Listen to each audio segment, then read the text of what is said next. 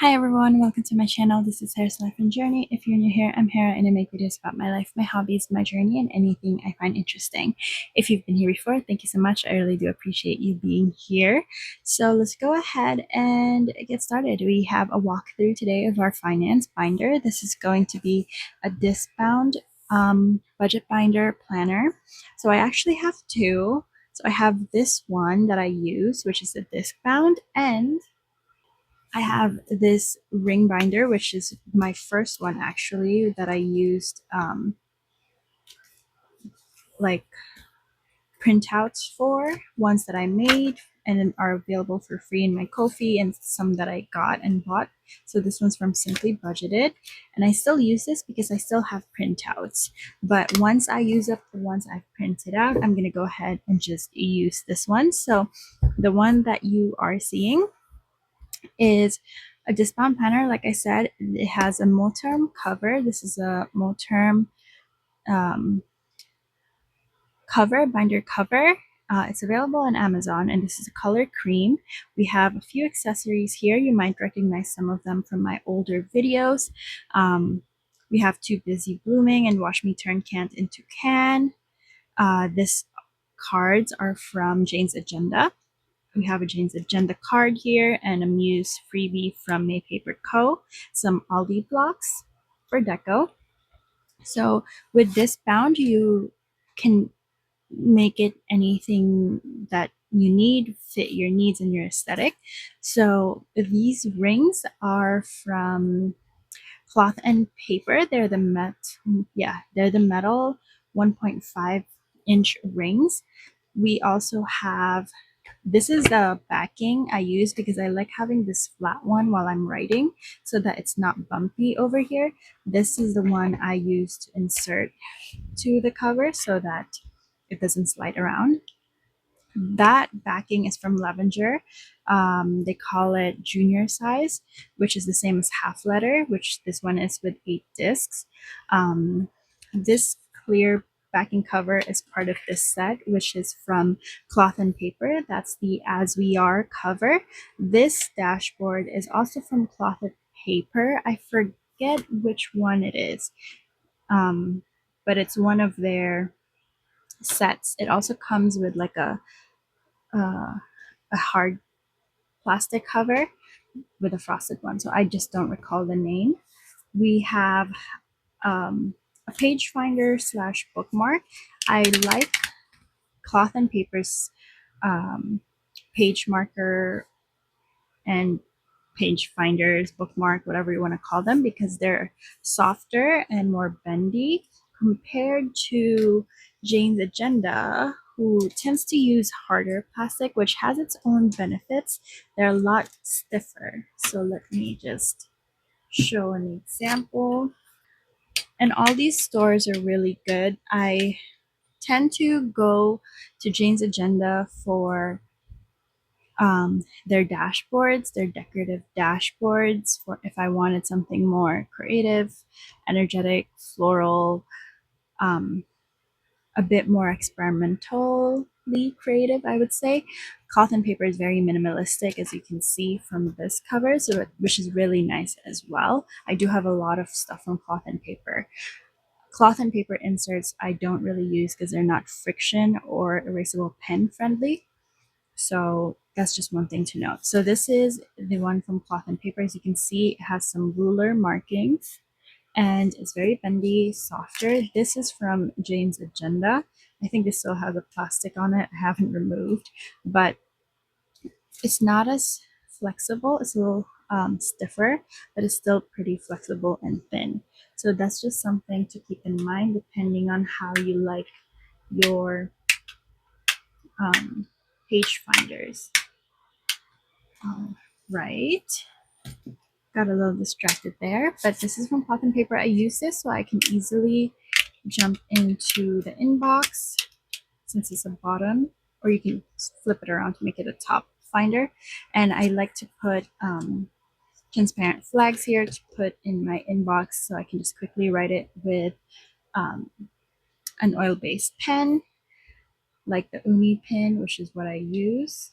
I usually have one right here, but since we're doing this video, I didn't want to keep it there. So that's the inbox dashboard. I have some inbox, what do you call this? Inbox inserts here from maypaperco. I actually needed to replace the next one of this one. It's missing one because I used it up. But these are all from maypaperco. And you can basically, after you use a transparent flag, write down inbox. If it's not something you need to do right now, you can move it to waiting on if you're waiting for something, or to a projects list or someday. I have this Maypaper Co. vellum for the year 2025. I'm not gonna be getting one for 2026 since I find that I don't really refer to them. They're pretty much just there for aesthetics purposes. I have some pre-made page flags that I use for my weekly routines. And then we're going to go into our trackers section. This divider is from Cloth and Paper, same material as this page finder. The one in the background is from Jane's Agenda. It was part of their Renaissance theme. It was a pack of 3. It's in one of my unboxing videos if you're curious. And I'm pretty sure, I don't know if it's still for sale, but I got it for like $3 because it was on sale. Very nice. It matches the brightness and cream ivory colors. So when we go into trackers, it shows our yearly financials. This insert is from Infinite Lotus. And this one is going to be set up for 2026 once we reach December. But it has this year, top goals, income, expenses, savings, debt, and a financial overview every month.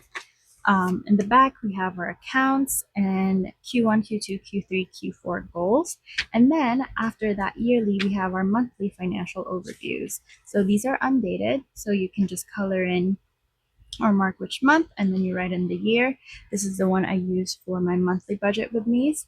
I'm filming this in November, so that's why we have the November budget here, and then you just go from there. I will probably keep the months for the same quarter, and then the rest I'll move to an archive. So we have a few more of those inserts.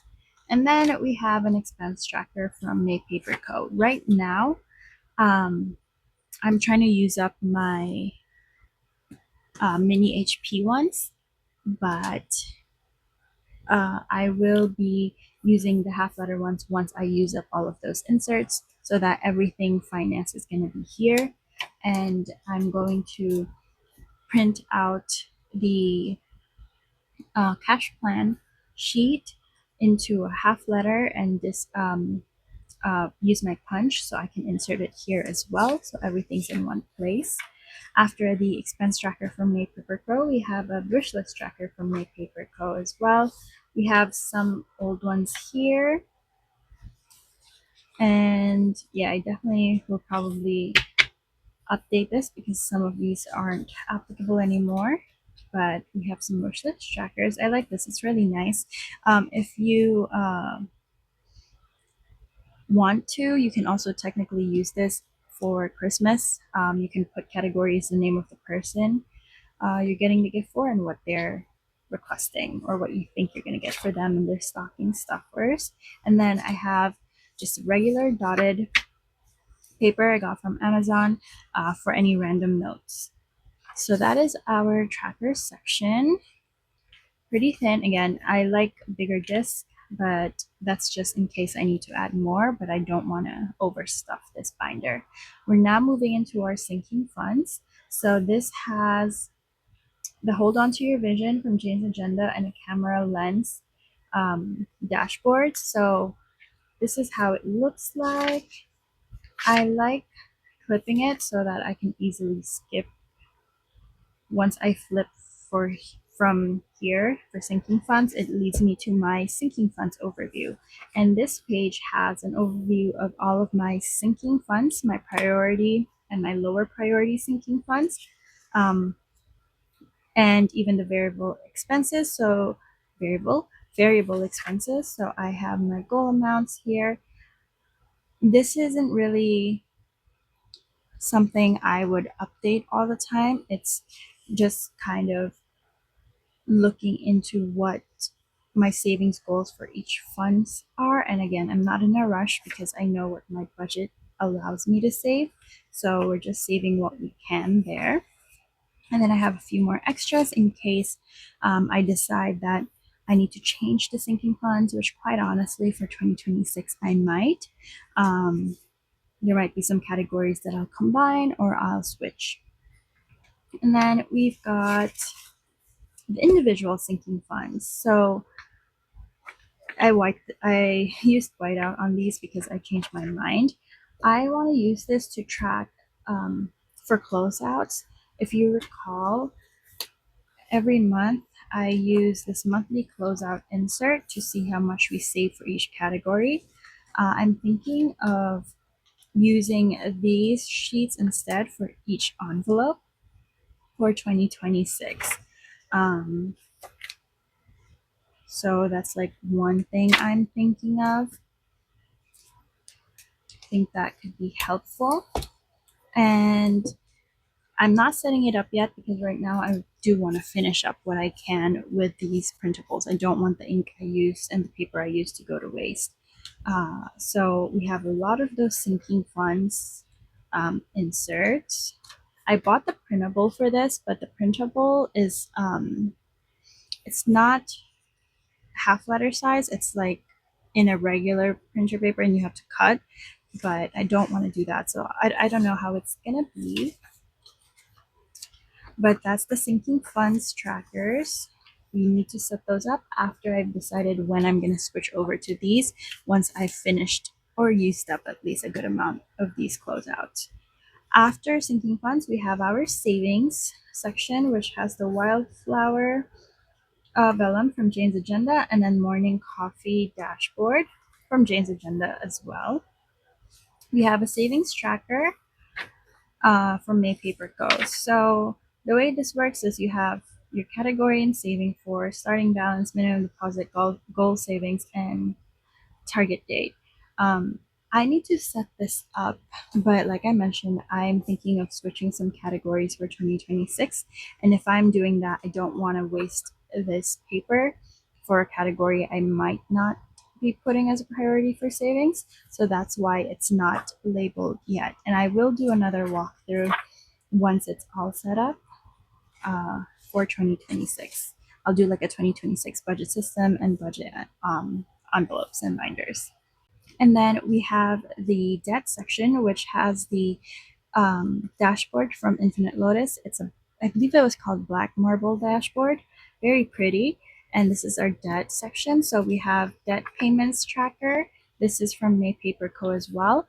I'm trying to see what I can pay off by the end of 2025. So this will be ready for 2026, and it'll have the debt, the starting debt, the minimum payment, interest rate, and the target date.